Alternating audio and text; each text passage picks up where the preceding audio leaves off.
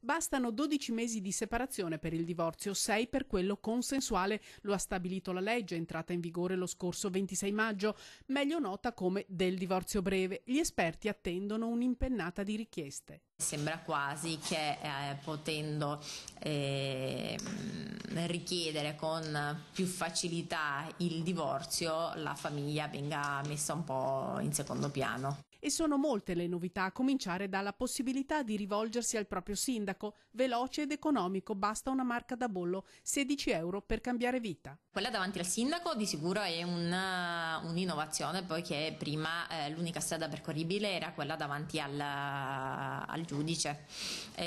Oggi invece chi non ha figli minorenni e che comunque non abbia delle situazioni patrimoniali un po' più complesse può recarsi davanti al sindaco e chiedere lo scioglimento del matrimonio e la cessazione degli effetti civili. E gli effetti sono importanti, lo dicono dall'Associazione Matrimonialisti Italiani. Ci sono 50.000 richieste in più rispetto all'anno precedente. Il 20% di questi sono di over 65, altro dato, il 60% delle donne è per la separazione, mentre la stessa percentuale fra i maschi è per il divorzio.